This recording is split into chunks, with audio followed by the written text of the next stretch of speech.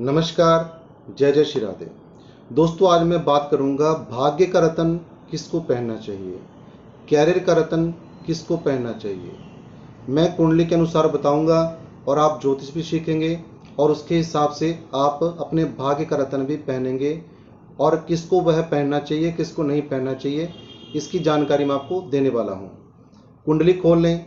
कुंडली में जो नवम भाव है, नवम भाव जो होता है व्यक्ति के भाग्य का होता है, किस्मत का होता है। उसके दरवाजे उसी भाग्य भाव यानी नवम भाव से खुलते हैं। अब आपने अपनी कुंडली को जब खोलेंगे तो उसमें अंक देखें, कितना अंक लिखा है। 8 नंबर है, 9 नंबर है, 10 नंबर है, 1 से लेकर के 12 नंबर तक कोई नंबर आपके नवम भाव में होगा। फॉर एग्जाम्पल मैं आपको 12 नंबर कहता हूं कि 12 नंबर वहां पर नवम भाव में आपके है।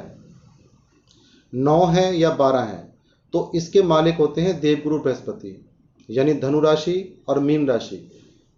एग्जाम्पल के तौर पे बता रहा हूं, इसको समझने की कोशिश करें। 9 नंबर है, 12 नंबर है और ये राशियां बनती हैं धनु और मीन, और इन दोनों के मालिक होते हैं देवगुरु बृहस्पति। अब अपनी कुंडली में चेक करें बृहस्पति आपके कहाँ बैठे हैं।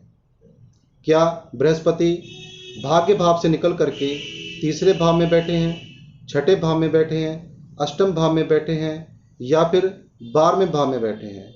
तो भूल करके भी आप जो भाग्य स्थान का रत्न है पुखराज या सुनैला, इस रत्न को बिल्कुल धारण ना करें, क्योंकि जो भाव मैंने आपको बताए हैं, यदि हमारे भाग्य का मालिक इन भाव में जाकर के कहीं बैठ चुका है तो यहाँ पर केवल आप गुरु की वस्तुओं का दान कर सकते हैं, लेकिन यहाँ पर आप उसके रत्न को धारण ना करें तो अच्छा होगा।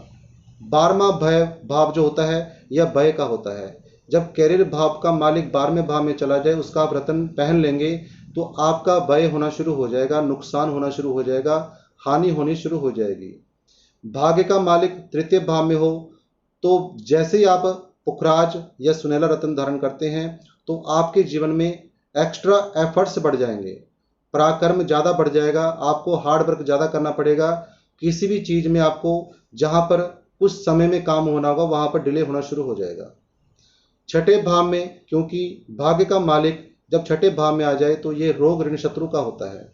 यहाँ पर जब आप इसको स्ट्रॉन्ग करते हैं तो आपके शत्रु बढ़ जाएंगे, कोई ना कोई कष्ट आपके जीवन में आ जाएगा और कोई कर्जे की स्थिति भी आपके जीवन में हो सकती है। अष्टम भाव में यदि आ जाए नवम भाव का मालिक तो ये होता है घोर संकटों का, ये होता है आयु और मृत्यु का।